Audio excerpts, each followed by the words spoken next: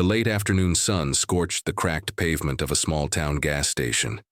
Heat shimmered in waves as cars rolled in and out, their tires crunching against the dusty asphalt.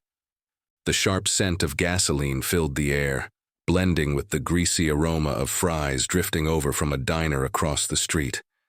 On any other day, it would have been just another forgettable stop. But this moment, this exact place would turn into a story none who saw it would ever forget. At pump number 4 stood a lone woman, her tired old minivan rattling as it idled.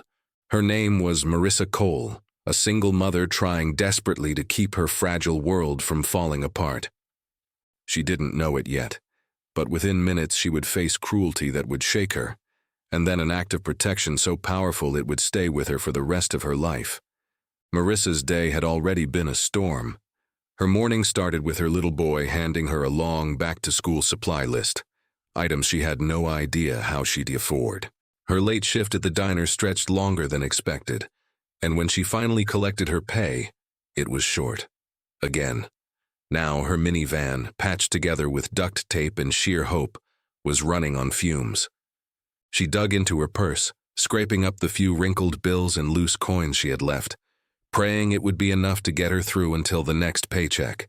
Life had marked her with invisible scars and carved deep lines into her still young face. Yet her eyes held a fire, a quiet, stubborn spark that only mothers who refuse to give up carry. As she fished for change at the pump, 3 men swaggered out of the convenience store. They weren't locals. Loud voices, tattooed arms, sneers stretching across their faces, they carried themselves like they owned every inch of the ground they walked on. One of them kicked aside an empty soda can, his eyes narrowing on Marissa. Their cruel amusement lit up instantly. They circled closer, mocking her clothes, laughing at her old van, and tossing sharp comments about her being alone. Their voices carried across the station, ugly and unrelenting. One even reached for her purse, yanking at the strap with a smirk, as if she were nothing more than a quick joke on their way to more trouble. Marissa's hands shook as she gripped the gas nozzle tighter, fear crawling up her chest. Her eyes darted around. The station was empty, no one close enough to help. Her heart raced as she thought of her son waiting at home. She couldn't let these men take what little she had left. Still, her body trembled, the fight and fear warring inside her. And then, everything changed. The ground began to hum. A low, steady thunder rolled in from the distance, building, growing louder with every passing second. At first, the men didn't notice, but Marissa did. She lifted her head, her eyes widening as she stared down the road. Then they appeared. Like a storm sweeping across the horizon, nearly a dozen motorcycles roared into the station. Chrome glinted in the harsh sunlight. Engines growled like beasts unleashed. The very air seemed to shake as they pulled in, one after another, forming a line that was both terrifying and magnificent. It was the Hells Angels. The men froze, their laughter dying instantly. The cocky smirks slipped off their faces. These bikers weren't just men on machines. They were legends in leather, their presence alone enough to make grown men hesitate. The leader swung off his Harley, boots hitting the ground with a weight that seemed to crack the silence. He was tall, his beard streaked with silver, his eyes sharp as steel. His leather cut carried an insignia that made people think twice before breathing the wrong way. Without a single word, he and his brothers moved forward, forming a half circle around Marissa. Their sheer presence wrapped her in a wall of protection. The 3 thugs stuttered weak excuses, their earlier boldness gone. One tried to laugh it off, but his voice cracked in the silence that now pressed down on them.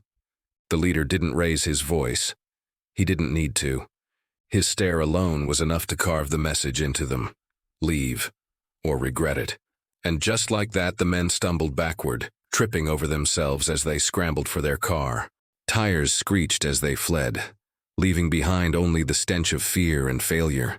Marissa's knees nearly buckled. She hadn't realized she was holding her breath until it escaped in a trembling gasp.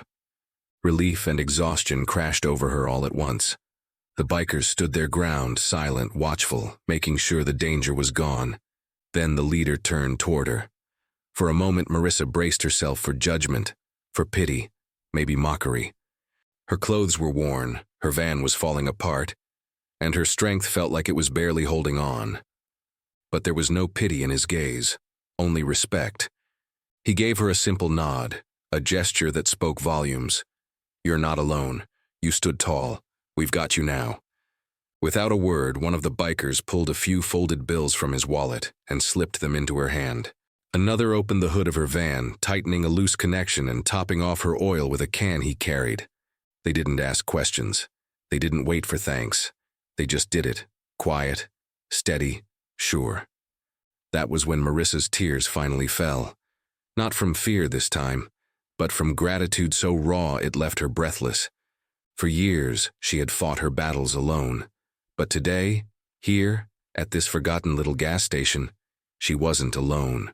The engines roared back to life as the angels prepared to leave, their presence still echoing like thunder in the air. The leader swung a leg over his bike, but before he rode off, he looked at Marissa one last time. His words were simple, yet they carried the weight of an unshakable truth. "Keep going, you're stronger than you know." Then with a thunderous chorus, they rolled out together, disappearing into the horizon like a storm fading into the distance. Marissa stood frozen, clutching the gas pump and the folded bills, her chest heaving, her heart pounding with something she hadn't felt in years. Hope. The fear that once gripped her was gone, replaced with warmth she didn't think she'd ever feel again. The road ahead would still be hard. The bills would still pile up. Nights would still feel long. But something had changed deep inside her that day. For the first time in what felt like forever, she knew, truly knew, that she wasn't invisible. She wasn't forgotten. She had been seen, protected, respected. And sometimes, even in the darkest moments, light appears on roaring wheels, wrapped in leather and thunder, to remind us that courage and compassion still exist.